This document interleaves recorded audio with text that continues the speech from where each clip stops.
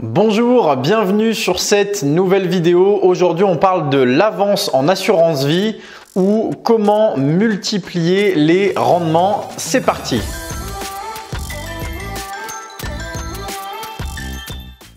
Vous connaissez déjà sans doute l'assurance vie sous tous ses angles. Si ce n'est pas le cas, je vous invite à vous balader sur notre chaîne parce que j'ai déjà bien essoré le sujet, mais c'est un produit qui a encore quelques secrets à révéler. Et l'un de ces secrets, c'est l'avance. Alors l'avance, qu'est-ce que c'est finalement? Eh bien, c'est une solution offerte par les assureurs qui permet de récupérer de l'argent grâce à son contrat d'assurance vie sans le récupérer sur son contrat d'assurance vie. En fait, c'est une alternative au rachat. Quand on effectue un rachat, on récupère de l'argent directement sur le solde disponible sur le contrat. Alors que quand on fait une avance, c'est une sorte de prêt que nous octroie l'assureur auprès duquel on détient un contrat d'assurance vie. Mais pour que ce soit plus simple, je vais vous prendre un exemple chiffré afin de bien comprendre la différence entre le rachat et l'avance. Supposons que j'ai versé 30 000 € sur mon contrat d'assurance vie, puis 500 € par mois tous les mois pendant ces 5 dernières années. Au total, j'aurais versé 60 000 €. 500 par mois, ça fait 6 000 par an, fois 5 ans, ça fait 30 000, plus les 30 000 de base, ça fait 60 000. Sauf que depuis 5 ans, le contrat a travaillé. Admettons qu'avec les intérêts, au total, aujourd'hui, j'ai 75 000 €. Donc 60 000 de capital et 15 000 d'intérêts. Et aujourd'hui, j'aimerais récupérer une partie de ces fonds, disons 20 000 €, afin d'effectuer une opération d'investissement. À ce moment-là, j'ai deux options. Option 1, je fais un rachat partiel de 20 000 €. Option 2, je fais une demande d'avance auprès de l'assureur pour un montant de 20 000 €. Si je fais un rachat, les 20 000 € seront prélevés directement sur les 75 000 € qu'affiche mon contrat. Il restera donc 55 000 € en sachant que les 20 000 € que j'ai rachetés seront fiscalisés. Maintenant, la question, c'est de savoir comment ils vont être fiscalisés. Eh bien, pour simplifier de manière très grossière, on va reprendre les chiffres. J'ai versé 60 000 €, j'ai 15 000 € d'intérêt avant de faire ce fameux rachat partiel. 60 000 divisé par 75 000, ça fait 80%. Ça veut dire que sur mon contrat, sur les 75 000, il y a 80% de capital, d'investissement que j'ai réalisé et 15 000 € d'intérêt. Et c'est là-dessus que je serai fiscalisé. Donc, mon contrat comporte 80% de capital, 20% d'intérêt. Lorsque je retire 20 000 € sur ces 75 000 € qui constituent mon contrat, on va donc considérer que 20 000 € se décomposent à 80% de capital, donc 16 000 € de capital qui ne sont pas imposés, et à 20% d'intérêt, donc 4 000 € d'intérêt qui, eux, sont imposés. Et puisque mon contrat a moins de 8 ans, je l'ai ouvert il y a 5 ans, à ce moment-là, c'est très simple, c'est la flat tax qui s'applique à hauteur de 30%. Donc, je prends 30% d'impôt sur mes 4 000 € d'intérêt. Il me reste donc 4 000 moins 1 200 d'impôt, soit 2 800 d'intérêt qui viennent s'ajouter aux 16 000 de capital. Donc, au total, sur les 20 000 € que je retire, il me reste 18 800 € net. En parallèle, comme je vous le disais, il y a une deuxième option. Cette option, c'est de faire une demande d'avance auprès de l'assureur.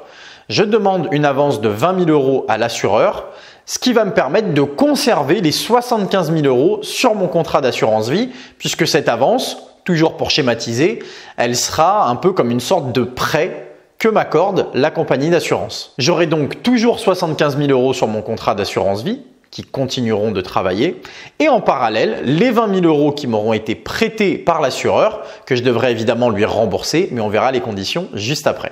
Le gros avantage, c'est que ces 20 000 € d'avance qui ont été accordés par l'assureur n'entrent pas dans l'endettement et surtout ne sont pas fiscalisés puisque c'est un prêt. Et quand vous faites un prêt à la banque, par exemple pour acheter une maison, si vous empruntez 200 000 €, c'est pas considéré comme un gain fiscalisable. Les 200 000 € permettent d'acheter la maison, mais vous devez les rembourser. Donc vous n'êtes pas imposé dessus, c'est pas de l'intérêt. Maintenant, vous vous en doutez, et je l'ai dit précédemment, pour obtenir une avance, il y a certaines conditions à respecter. Tout d'abord, il faut savoir que ces avances sont à durée déterminée. Selon les assureurs, ça va varier, mais globalement, les avances sont généralement consenties pour une durée de 3 ans, renouvelable 1 ou 2 fois selon les compagnies. Autre point extrêmement important, c'est pas un cadeau que vous fait l'assureur. On est bien d'accord.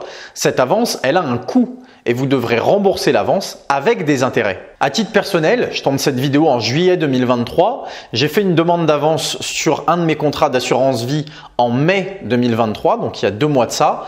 Et cette avance m'a été attribuée au taux de 3,2%. Évidemment, je parle de 3,2% à l'année. Enfin, sachez que le montant de cette avance est limité. Vous ne pouvez pas emprunter des millions d'euros comme ça, comme par magie. Généralement, et encore une fois, ça dépend des assureurs, vous serez limité à 50 ou 60% du montant qui est disponible sur votre contrat d'assurance vie. Alors à ce stade, vous vous demandez peut-être le but de réaliser une telle opération, de demander une avance. Eh bien, premièrement, vous pourriez tout simplement avoir besoin d'argent, que ce soit pour un apport immobilier, pour changer de voiture ou peu importe, mais vous ne voulez pas avoir recours à un crédit bancaire ou vous ne pouvez pas.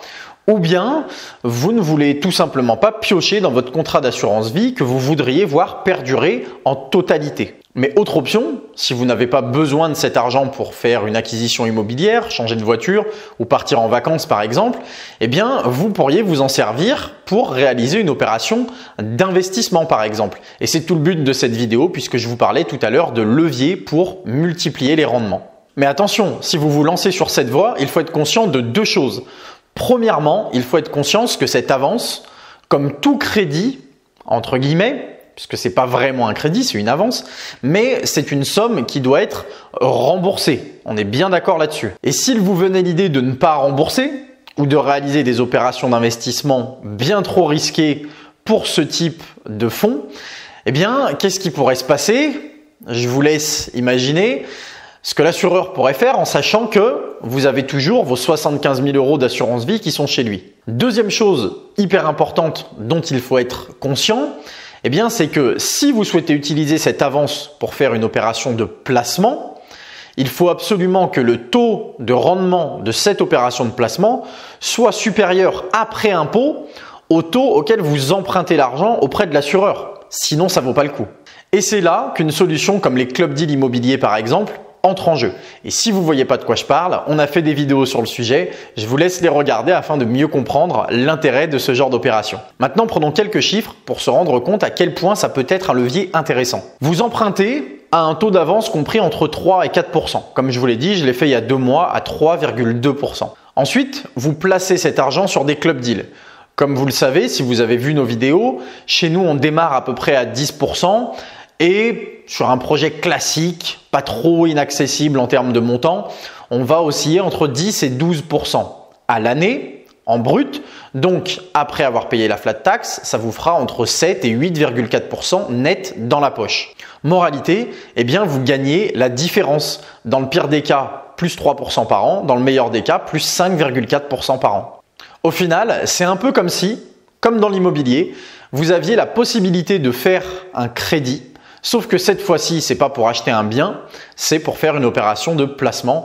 Et c'est là que l'avance prend tout son sens, à mon humble avis, et qu'il y a un vrai levier à aller chercher. Maintenant, attention, je l'ai précisé et je le répète, ça reste un crédit. Un crédit se doit d'être remboursé. Vous devez de l'argent à l'assureur et il convient de ne pas faire n'importe quoi avec cet argent car encore une fois, ce n'est pas l'objectif premier de l'avance que d'être utilisé pour faire des placements. J'espère que cette vidéo vous a plu, qu'elle vous aura appris des choses. Si c'est le cas, pensez au like, commentez si vous avez des questions, des remarques, partagez la vidéo autour de vous, abonnez-vous à la chaîne et je vous dis à très vite pour une prochaine vidéo.